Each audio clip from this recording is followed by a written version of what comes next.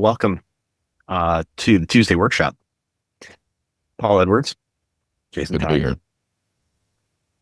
here. Yep. Full day ahead, but eager to jump in and expound a little on an exercise that we were going through yesterday, which I found very helpful. By way of introduction, Jason's head has all sorts of information that is not known to the world unless he divulges it. As with so many of us, nobody knows I know it unless I share it. We tend to assume innocently sometimes that everybody knows everything we know. And what was helpful yesterday was that you and I are doubling down and starting from square one on really going after the target client that we want for Emissary. And you are much more familiar and well-versed in how to go about that than I am. And so I was sitting there thinking, sounds like a great idea. I have no clue how to go about it or where to start. And once we unpacked that, I was like, oh, okay, this is not some rocket science project where you got to have decades of experience before you know how to do it. You just need to know the details step by step, and then you can move forward. Yeah. Your first remark there of each of us holds some sort of knowledge in our heads that we assume that everybody else has. I remember when I was typing something yesterday, I made a little remark, and you and I were on this video call. I made just a little remark about something I was writing, and you asked what I was talking about. And I said, actually, there was at least half or more of a conversation in my head that you were not privy to. I think the exercise that we were going through yesterday, the exercise of identifying who that target market is, what the offer is for that target market, how to go about selling it, how we're going to fulfill it, just getting a full breadth of what I would call the map, the business map. Going through that in detail slowed my brain down to look at each item that would be on an outline, from awareness, building awareness for a product or a service or a message, to then getting to that sales process where we actually speak with a potential end user or customer or client, whatever you call them, and then going through to fulfillment and then ultimately post-sale service and support. But the things that I take for granted, I don't know, other people don't know, but as we go through that process of documenting it, then I think what it was also clarifying for you, a handful of things that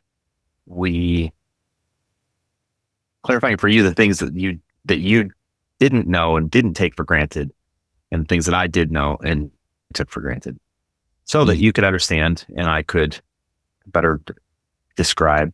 And it also felt to me, and maybe I'm just reading something here that wasn't there, but there were a few instances where it seemed to me like it would have been helpful to you just in thinking of what's the sequence here. Because sometimes what we can do is we can assume that we just follow a schematic where in a previous instance, we did it in this order. Now it's mostly the same order. It's 90% the same, but there's a few pieces that need to be actually moved around, done at a different time, got to wait till this point. And that takes me back to the first time I documented the process for a VA, where I was so used to doing the work myself that I thought I could put it in 8 to 10 bullets.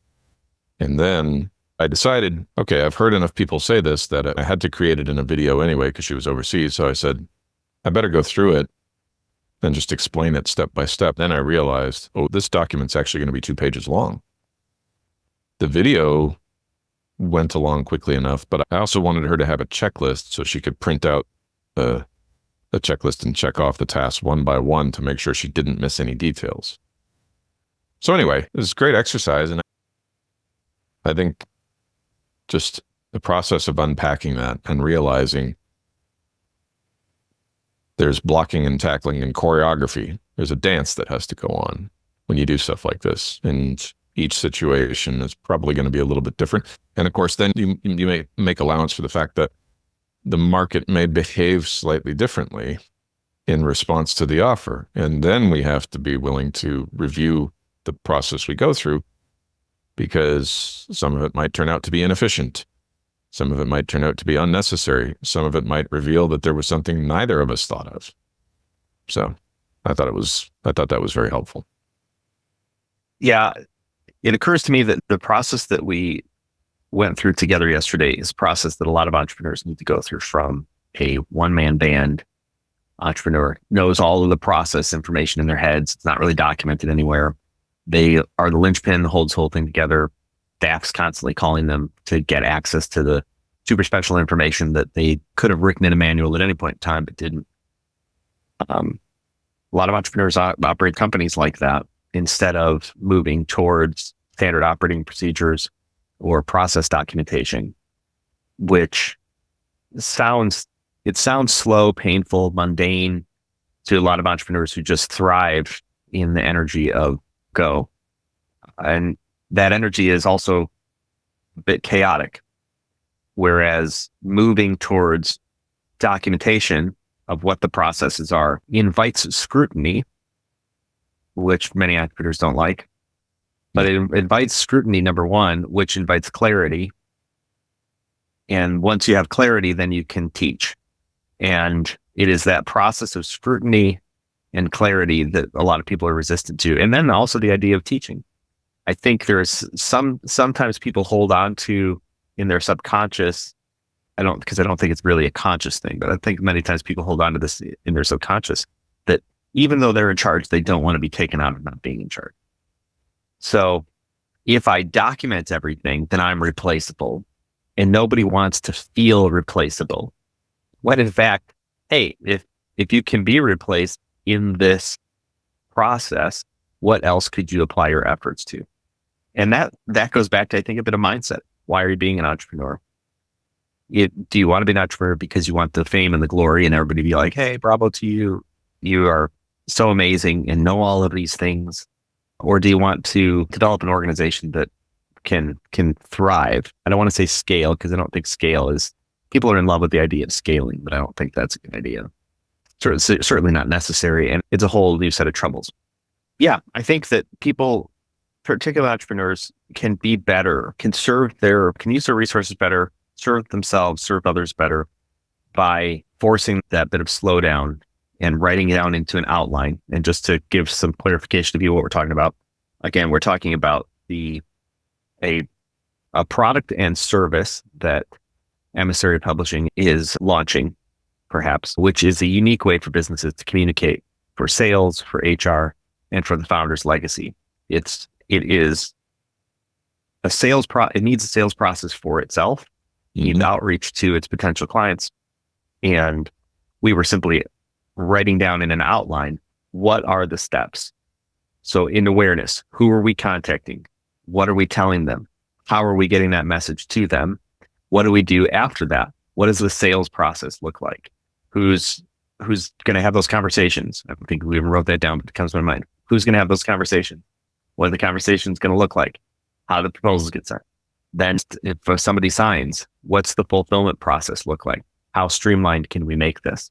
And it was that process of clarification, of simply putting these things into an outline as granularly as we felt necessary, breaking down the steps, breaking down the processes. And then one of the other things we did, once we got that process in place, part of that process is writing down timelines. And so one of the things that we talked about was, for each of these major steps, how much time in weeks, and we're pretty good estimators, we've been doing this work for some time, how do we write down these, or how much time is this going to take for each of these major processes? Write that down, join it together with the outline, and now what the full scope of that sales cycle to fulfillment going to look like. Furthermore, and this gets maybe even further down the road, but to task manage this, to actually project manage it, would be for each one of these tasks to figure out the number of hours it's going to take, and then go off and time block that. So when you know you got to get a proposal done and it's going to take an hour, you go off and time block that hour. The idea behind that is that you can project your future resource requirements because you know how much time is involved. And so if you look at scaling an organization, you can look at the workload. And if you have 80 hours of work to be done with 40 hours of resources, you understand that it's going to take either twice as long or it's not going to get done. So what are the resource requirements for each one of these phases? And that's where when you scale up an organization, taking a look at some of those things, you either manage that day to day or you just do a time study for periodically. And with that time study, you figure out what the upcoming resource requirement might be, just so you can make better decisions rather than totally being in the dark and just being like, here's how many projects we got. Of course, we can deliver that.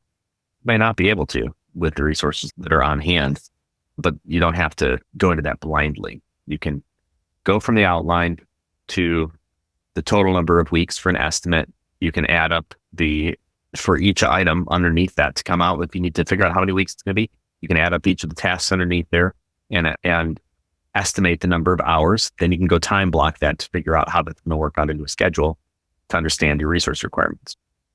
That's the full scope that I would encourage people to at least go down once in a while. Clarity destroys ambiguity.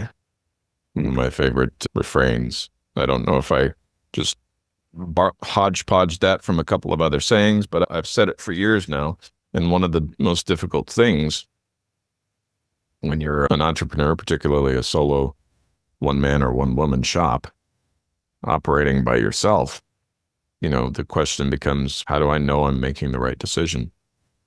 Just as a recent example, I waffle back and forth about what I'm going to do locally here in the Phoenix area to meet people and network and all that. Not inherently on the face of it, I know in my heart of hearts that meeting more people is a good thing. I also know that meeting more people on a consistent basis, which you need to do, can be a gargantuan waste of time. Not that those people don't have value, not that people are morons. It's just that you can spend an awful lot of time fishing in the wrong pools, talking to the wrong group of people about something that frankly is beyond their, not capacity, but just beyond their level of, it's not relevant to them. And so I find myself saying, okay, if that's the case, then I know the decision for the moment has to be no. But I also know that I can't then use that as an excuse to sit here in my office all day. I do have to get out and meet people. So I need to study my offer, the value that I'm bringing to the marketplace more clearly to identify just who exactly is this person, and then where do I go to find them? Who do I talk to? Where do I invest time and energy and money in showing up in front of them consistently? Can that even be done? These people are running $15 to $20 million companies. They're not exactly that they have a couple of hours a week free time at best, and they probably want to use that to catch up on stuff that they're already behind on. And so but they do make decisions. They do invest in marketing. They do invest in the brand of their company. They do earnestly desire to grow it and make it more ironclad within their operation. They definitely do want to see that they definitely do want to distinguish themselves in the marketplace to customers. They definitely do want to see a culture solidify within their organization where they foster greater cooperation and cohesion. And at some point, it's time to hang up your hat and ride into the sunset. And they definitely have a desire to express what their wishes would be for this company that they started. They had certain priorities when they started it, the same way you and I did with Emissary. We said, this is who we want to be and this is who we don't want to be. And then should this company take on a life of its own and eventually we reach the age where it's no longer suitable for us to be leading from the front, what kind of company would we like to see persist beyond us? So I think most founders have some degree of that. Maybe they haven't given it a whole lot of thought, but they went into business for a reason. They didn't just do it because there was nothing better to do. And they saw something that they didn't like, or they had an experience that said, I don't like the way this company runs things, and I'm going to go start my own. And I'm going to run it better than they do. So all of the factors into the culture that you build when you start a company. And then, but what becomes a problem is that as that company grows, more and more people come into it who are further and further removed from the founding. And they don't necessarily understand why this company exists, but they want to understand. And it becomes your responsibility as a leader to communicate that to them. In a sense, like the offer that we're making to the market is simultaneously the exercise that we went through yesterday, which makes it fun to discuss in the abstract. So. Yeah, you talked about networking and trying to determine what local networking groups you might go to. I'm going to connect that idea of determining what local networking groups you might want to go to, along with your discussion on, I would just term it refining the offer, to the idea of that exercise that we went through, where we just outlined what that offer would be and what it might look like through that map, that business map. And here's my thought on this. There's a great opportunity to go through that outline with what we think is the offer. So and I'm going to draw a quick separation here between that process, what I think the offer is, test it out a little bit, then go through the outline to refine it, and then on to the next step, which we'll talk about in a second, versus I have an idea and then I immediately just start trying to sell it without thinking about how I'm going to fulfill it and what the process might be. Those are two distinct paths. Now, let's connect this up with networking groups and who I might speak with. There's a saying I use pretty frequently now: the first time's the worst time. I don't know if that's true in all things, but the first time's the worst time. So when we have this idea of an offer and we need to test that offer with the marketplace, one of the ways to do that is with networking groups. And a networking group that is not necessarily your absolute target best client. Mm-hmm. Because you can screw it up there without ramifications. And here's why. The people that are many times attending those networking groups don't know any better either. So they think you're amazing and fantastic for the fact that you just thought of something and went out there and proposed it. They also will be your hype people. So they, not fully understanding the complexity perhaps of the offer or what the benefit, all around the benefits, they're not going to buy it. They like the offer, let's say. I've had these experiences where they'll like the offer and then they'll start talking about it.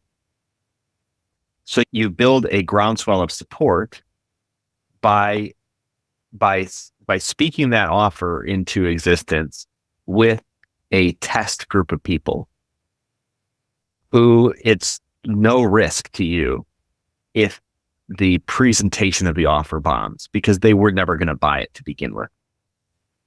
Versus finding yourself in the right room with the right people, not knowing what to say, and you either address that or you fumble your way through it, and then that can be a disaster, or it could work out okay. So this idea of what networking group you go to, just got to know, I think, what its place is, what value it provides in your circle, right? You and I were talking about a group that you attend on the regular, and the parameters of engaging with that group were going to change, and you were thinking about leading that group. And so we talked about it. And I know that you talked to other people about it too. I know that one of the things that I said was something along the lines of that group and the people who run it connect you to new groups. Yeah. They connect you to the people that you want to do business with instead of the people that you're, let's say, are at these networking groups with. It would be unwise to leave that area of connection unless it could be replaced. And then we have to look at the cost to replace it. Yeah. Time, resources. And also the goodwill that's been built up in that network over years. I think with any networking group, understand its place in the world for you. Yeah. And don't expect each group to single-handedly get you to your end goal. That's what I would say to people. It's an additive, it's a cumulative effort over time. Yeah. And the additive value of being seen, simply being seen, does something when you just keep showing up. You don't even have to be great. You don't even have to say anything. Eventually somebody's going to wonder what you do. And then in the meantime, the fact that you keep being seen, people do give you some level of trust. Yes. They ascribe some level of trust to you because you keep showing up. Yeah. Which is useful. So that's how I would address the whole marketing, the whole how do you market the idea? How do you test market to a community of people? Use those groups as the initial sounding board, because the bar is low. They're the launch pad to the other planetary systems you want to travel to. Something I had written in one of my own books a long time ago and hadn't bothered to reread for some time. But I used to tell people that. I'd say there was a time where I wanted to get in front of the CEO of a very large tribal casino in the Northwest, and I didn't know him. Now, there were some good things about him in that he was actually a man of faith, and he was very community-oriented, but still, I didn't know him. And I felt pretty confident that if I could look up his email address online and send him an email, and he'd ignore me. So, but in the meantime, we wanted to solicit their help for 2 nonprofit boards I was serving on for different reasons, one of which would have invited him to be a judge in a local Miss America pageant, which would have been great community exposure for him and opportunity to network and meet people and build goodwill. But still, all of that was theoretical because I didn't know him and I didn't know anyone who did.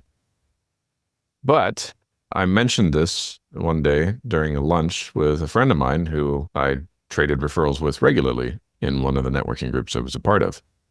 And I said, I'd love to meet this guy, but I don't know what's the best way to go about getting a hold of him. And I imagine he's pretty busy. And the friend of mine and the real estate friend of mine said to me, I don't know him that well either, but I do know where he's going to be next Thursday night. And because I've been invited to the same event, it's a private event, but I can get you in. And I said, I'm there. And he got me in. And I met the guy I was looking for, and he agreed to become a judge. He also helped me with the other nonprofit thing that we were looking for. We were looking for a venue. And I got an insurance client out of it. Not him, but one of his top people actually needed help with, they were starting a business, they needed insurance. And it all came together. It was one of the most amazing things I've ever achieved, mainly by mentioning it to somebody I knew casually in a networking group. So yeah, you're right. I don't want to say treat people as stepping stones. That's not how I like to look at people, but it is like a link in the chain that leads you to where you're going. It is one step along the journey, which if you take it, can make all the difference. I agree with you. I don't think there's a balance perhaps in utilizing connections. And I don't think it has to be belabored when it can just simply be addressed. If there's some sort of, whatever the truth is, I think just address the truth of it if it becomes an issue, right? So like in that case, it would be perfectly reasonable to talk to the person, say, hey, I don't want to come across sideways here, but one of the reasons I wanted to connect with you and having that little disclaimer without going overboard on it, I think can be very genuine. And then sometimes, we're working on this project for some potential screenplay, right? To broker out a screenplay. And I was just joking around, got a good group of people that I with on the regular. And one of them said, hey, can you facilitate one of can you facilitate the next meeting?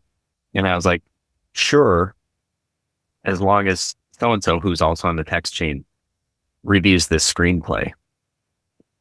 And then another person, hey, can I get a part? And I was like, if I can get a producer credit.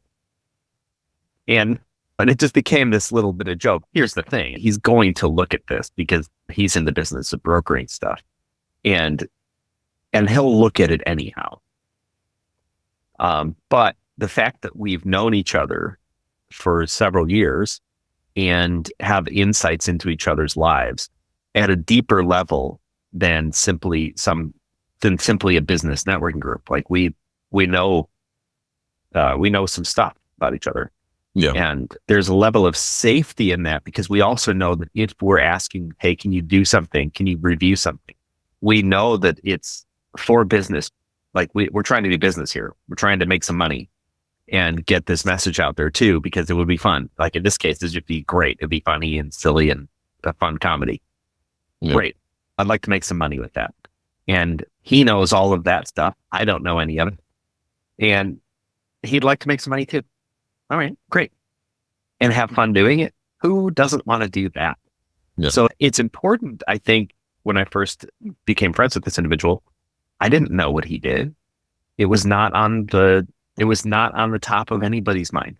We were meeting in just a regular men's group and working towards a different goal. Then without the overt intent to start doing business with one another, stuff just came out over time. And now it's, oh, okay, great. I'll call him up. Yeah. And so I think that goes back to just being seen. When you keep showing up, opportunity will present itself. Then you can take that opportunity. So don't belabor it too much. If you want to show up, know its place. You're not going to do business there. Not today, in all likelihood.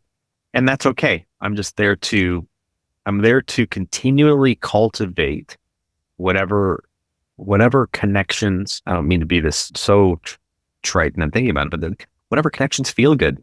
Great. Yeah. If you like the group, go to the group. Who cares? If 8 weeks from now, that took us turn south, then stop going. And that I think is I think people, particularly young and experienced entrepreneurs, they'll every opportunity that crosses their desk, they're just like, this is the one. This is going to be it. Man, I'm so glad I got connected.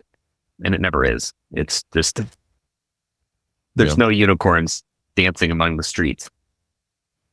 So as we're unpacking this, as we're going through it detail by detail, and then we're thinking about all of the relationships and people around us we can tap into.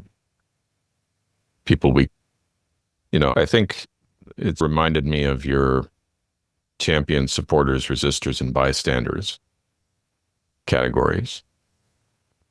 And it reminds me of something else we're pitching to the founders and the target client founder with this emissary offer. And that is that the best story I think a founder can tell is the story that they tell in connection with the community they've built. And by that, the people inside the company, right?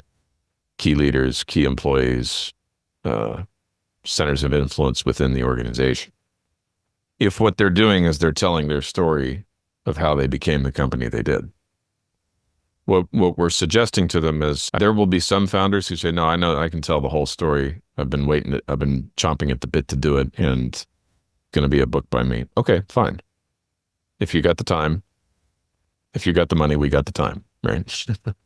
But on the other hand, I think there's probably, especially with the type of person we're looking for, it's probably somebody who's a lot more aware that the whole reason I'm here is because I invited other people, other good people, strong, talented people of character into the process. And instead of dictating from on high, I subjected myself to their scrutiny, to their expertise, and allowed it to reveal what I didn't know, and leaned instead on their strengths to help us meet the demands of the marketplace and become successful. And I think we borrow that principle as we bring it back to ourselves and to anyone listening here. When you're trying to put together that process, when you're trying to understand who am I taking this to and how am I going to get it in front of them? So at the beginning of yesterday's call, most of this was pretty clear to you. A lot less of it was very clear to me. And we could have continued down the road of trying to co-market this thing between you and me. And with all of that ambiguity, I might have messed up a lot of opportunities that now I'm a little less likely to mess up because I've been brought up to speed on some of the details that were very clear to you. The other thing is, of course, we thought through the sequencing and we said, this is what we've promised in our literature, and now we're thinking about it. We got to take that out because that no longer applies, right? We're telling them information that is totally irrelevant to the offer we're putting in front of them. And we're thinking about this normally takes this amount of time, but we really need to have a timeline that we can get people to follow and stick to. And we really need to have a contingency plan for when life gets in the way, so that we don't end up working for free. What was it? I don't know if it was you who said this yesterday, but I heard someone say it. It was brilliant. I think it was you. Said the worst thing in the world is when you get punished for being good at your job. Right? Yeah, I didn't quite say it so eloquently, but I said we were talking about billing by the hour, billing value, and I said you don't want to get punished for being good at my job. Yeah, and so what if it takes me an hour? It'll take somebody else 5, or they'll never get it done. So why shouldn't I get paid 5 times more for that hour? Yeah. Why shouldn't I get the $10,000 for knowing when to push the button, right? Because Exactly. Everybody else doesn't know, and that's why they can't fix it. Yeah. Usually, I don't mean just to press a little further on. Usually, they don't know when not to press them. Mm-hmm. They get back to that. It's an opportunity. I have to take it. If I can just pull the lever, everything will be fine. The answer is no. Don't take it, but you don't know why. Right. Yeah. I'm sitting here now thinking, we did that step yesterday. And then the next thing we need to do is exactly what you said. Is start taking this offer, including to people who are never going to buy it. And get them to tell you, what about my offer isn't clear? I understand you can't afford it. What's not clear? What's not appealing? What's not explained? What have I over-explained? And then I think in that process, the same sort of prescription that we're making in the offer to that founder, build the story together with a team, with your team and with ours, I think is the same thing that really makes the difference when you're establishing SOPs, right? Sometimes it's very perfunctory, and yeah, one person can do it, but the more complex and sophisticated a business grows, the more layers there are, the more details there are to cover, the more impossible it becomes for one person to accurately understand how to devise solutions to stay profitable and stay competitive and build for the future. Yeah, a lot of the more established organizations are better at looking at all sides of a problem. A lot of times when they're building products or services, they will what's the technical term? Voice the customer. So they will look at voice the customer research to ask all of those questions before they get too far down the road of building a product or service for those potential customers. And the value of that is it builds a tremendous amount of goodwill with customers because they know they have some insights in what's coming next from your organization. They also trust you more because you're letting them know that you're actually thinking about these things. You're not just shooting from the hip. So you're less erratic as an organization. That builds stability over time. And a lot of younger or less experienced entrepreneurs don't tend to do that.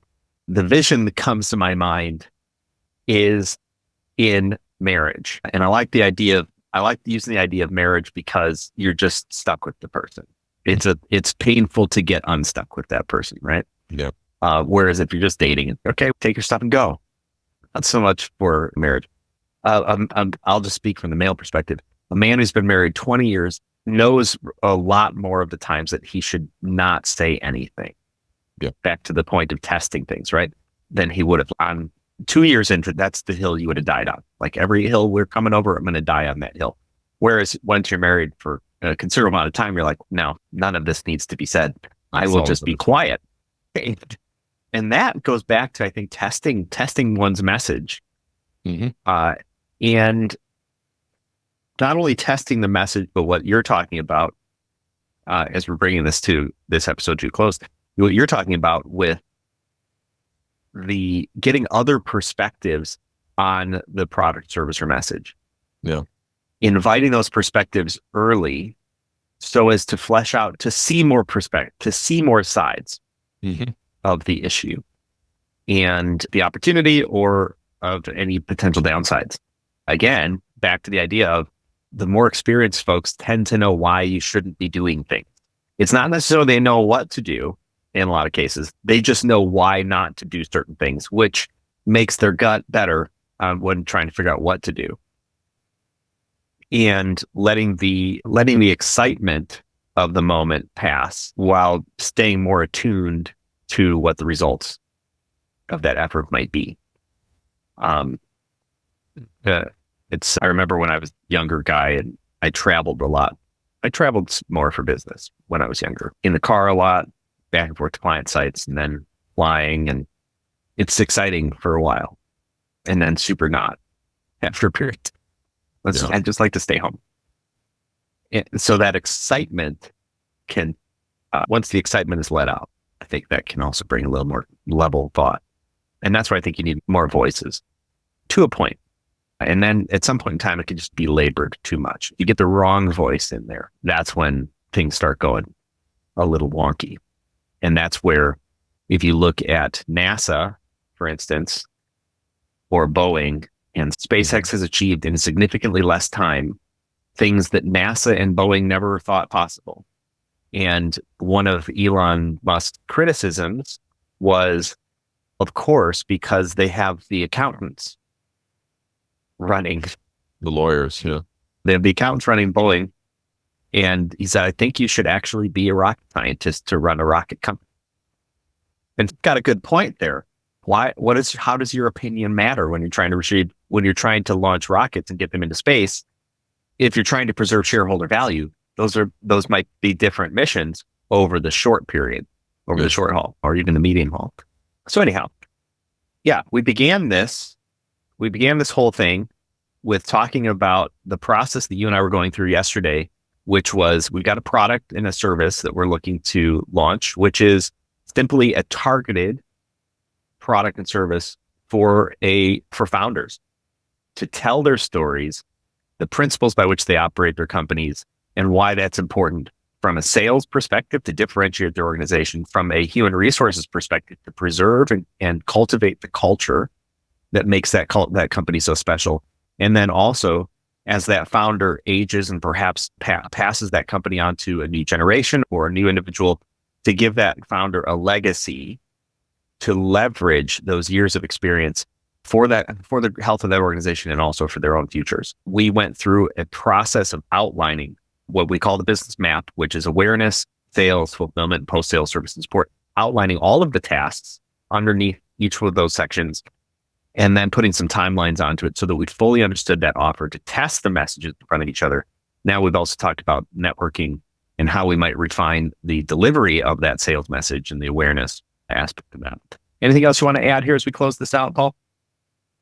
Just what you were saying a few minutes ago reminded me of, not surprisingly, of a scene from a movie, which Skyfall, the James Bond movie, and the meeting he has with his new quartermaster.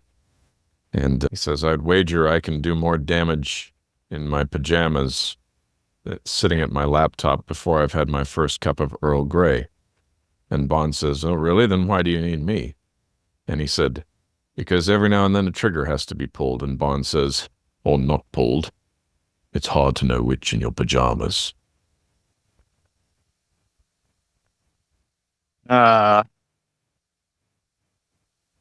Good. All right. Well, that's the Thinker Community's weekly workshop every Tuesday at 10 a.m. Central Time. We're happy that you joined us, listened to what we have to say. If you have thoughts, questions, put them in the comments. We'd be happy to answer those. And we'll see you next week. Paul, see you. CJ.